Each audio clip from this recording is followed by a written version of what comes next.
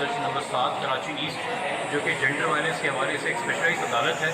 इन्होंने हमारी दूसरी जो दरख्वास्त थी चेंज ऑफ इन्वेस्टिगेशन की वो सुनी। और नہ صرف وہ گراؤنڈ جو ہم نے پہلے لیے تھے، مگر پہلی درخواست جو 1 جولائی کو ڈیسائیڈ ہوئی تھی اس وقت سے لے کے اب تک 16 تاریخ تک جو گراؤنڈز مزید ڈیولپ ہوئے ہیں اس کی روشنی میں ہم نے دلائل دی اور ہم نے بتایا کہ آئی او پیسے بالکل انویسٹیگیشن نہیں کرنا چاہ رہا تھا اور اس کو فائدہ دے رہا تھا۔ اور اب جب ہم نے اپلیکیشنز دی، ایک میڈیا کے اندر چیزیں آئیں اور ایک پریشر ڈیولپ ہوا، تو اب بھی وہ کوئی موقع نہیں چھوڑا کہ ایک بینیفٹ دیا جائے، جس کا سب سے بڑا ثبوت یہ ہے کہ جس پروگریس رپورٹ کو لے کے پولیس بہت کریڈٹ لینا چاہ رہی ہے، اس میں ایسی کوئی چیز وہ بیان نہیں کر رہے جو سب کو پہلے سے پتا لی۔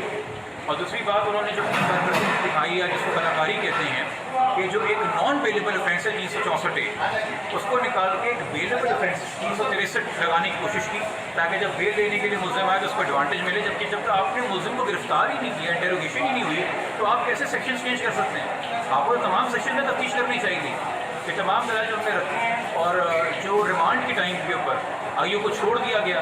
آئی او آیا نہیں اور 10 ملزمان کو چھوڑ دیا گیا ریمانڈ کے ٹائم پہ، بیماری کا بہانہ کیا، فائل لے کے نہیں آیا، اور جو آئی او صاحب میڈیا سے انٹریکٹ کر کے بار بار گمراہ کرتے رہے کہ یہ تفتیش کرنے کے لیے کچھ نہیں ہے، کچھ اس کیس میں مل نہیں رہا، وہ تمام تر چیزیں ہم نے جج صاحب کے سامنے رکھی اور جج صاحب نے اس میں آرڈر دیا چینج آف انویسٹیگیشن کا۔ اس کیس میں انہوں نے کہا کہ ڈی ایس پی رینک کا کوئی ایسا افسر جو خواتین اور بچوں کے حوالے سے جو جرائم ہوتے ہیں اس میں ٹرینڈ ہو، ایکسپیرینسڈ ہو، اس کو اس کے اندر جو ہے لگایا جائے۔ اور اب یقینی طور پہ کل جو بھی نئے آئی او ہوں گے، جو بھی پولیس کا ریاست کا اس پہ موقف ہوگا، نئے آئی او کب تک آئیں گے یا کل آ چکے ہوں گے، وہ کل مجسٹریٹ صاحب کو پیشی ہے تو وہاں پہ ان کو انفارم کیا جائے گا۔ بہت شکریہ سر، تھینک یو ویری مچ۔